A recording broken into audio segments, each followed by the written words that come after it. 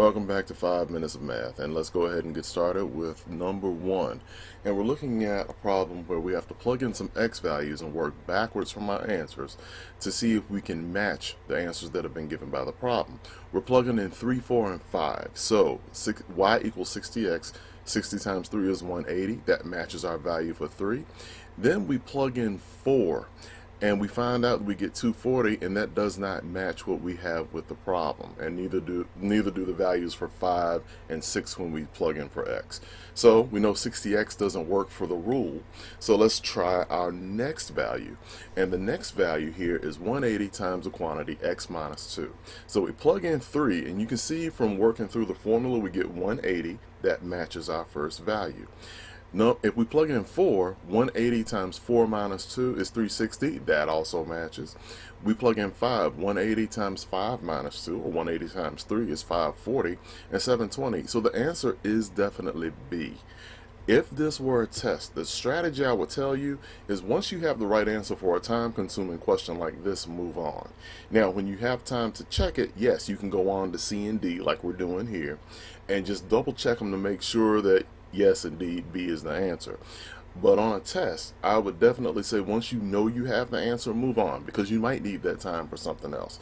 So you see here with C, we know C is wrong. So we plug in 4 and 5, and just as what we predict, we get 225 and 270, and that does not match what we have here for the answers. Alright, and just for fun, we're going to check D. We know that's also not the right answer. 90 times the quantity x minus 1. We plug in 3, yes, we do get 180, but when we plug in 4, 5, and 6, we don't get the same results. Alright, so for the first answer for this, is yet like I've been saying, the answer is B. Alright, so I'll give you all a chance to kind of check this out and make sure it doesn't match, and we can move on to the next one. Alright, so with number 2, we're looking at a question that says the function below represents the amount of water left in the tank after x minutes. Our rule here is y equals negative 25x plus 500. The question asks us, what is the domain of the function? We have two variables here. One is independent, one is dependent. The independent variable is the number of minutes that have passed since the tank started draining. And our y is the number of gallons left after x minutes. So we need to know the maximum number of minutes. So what in the world do we do about that? Do we set our x equal to 0 or our y equal to 0? Well, as it turns out, if we want to know the maximum number of minutes, then we set our y equal to 0. Why? Because that represents an empty tank. So what we want to do is solve for x, and that will tell us the number of minutes it takes to drain the tank. And that's the largest amount possible for x. And it'll also be the upper end of our domain. So if you notice, what I did here was 0 equals negative 25x plus 500. I added 25x to both sides, and yes, that's a legal move. I just didn't feel like subtracting 500 and dividing by a negative number. So let's move that 25x over, divide by 25. So we have 25x equals 500 divided by 25. X equals 20. So the answer is H, which means the domain is all real numbers between 0 and 20. Now, why didn't I pick the one that says all whole numbers between 0 and 20? I am very, very glad that you asked that. As it turns out, if we limit our domain to just the whole numbers, that means we can only use 20, 19, 18, 17, 16. There's no such thing as 19.5 minutes, 19.4 minutes, or 18 minutes and 12 seconds.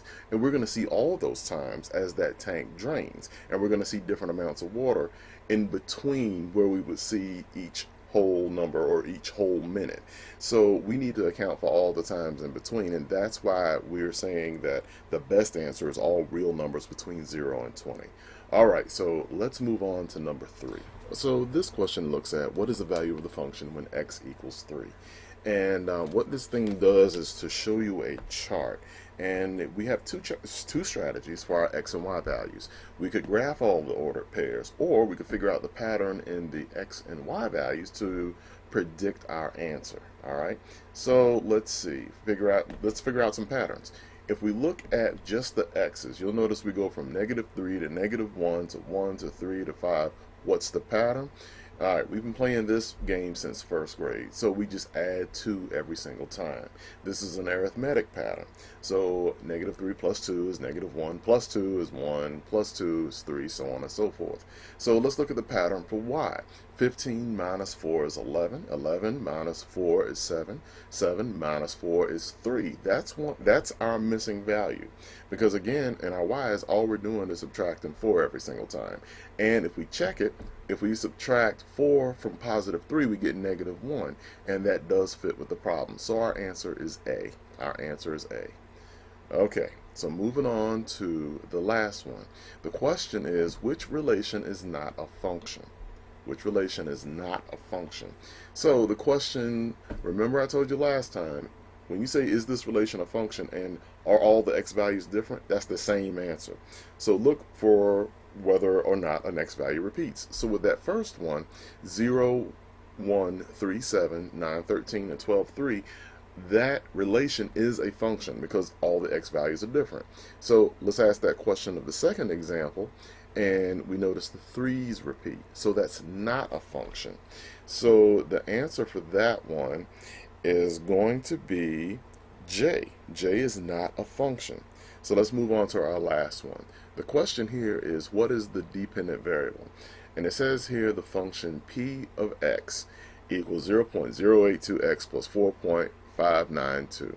And that function gives us the population of Virginia x years after 1970.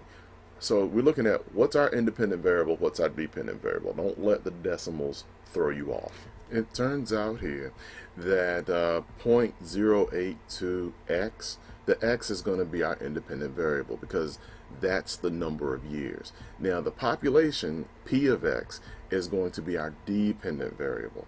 So the dependent variable is p. Answer is B. This answer is B. Now, I want to talk a little bit more about that f of x. Don't let that scare you either. F of x is just another way of saying y. It's a better way, a more specific way of saying y. Let's say that we plot 2 different lines on the same graph, and we're like, well, which y equals which line? If we have f of x and then g of x, and we label it with some other letter, that gives us a lot more control over which line we're talking about. If we have an increasing slope and we say, okay, f of x equals x plus 3, that's an increasing slope. If we say g of x equals negative 4x minus 2, and that's a decreasing slope, and we plot them on the same graph, we have f of x and g of x. Trust me, this will make sense later on when we talk more about algebra.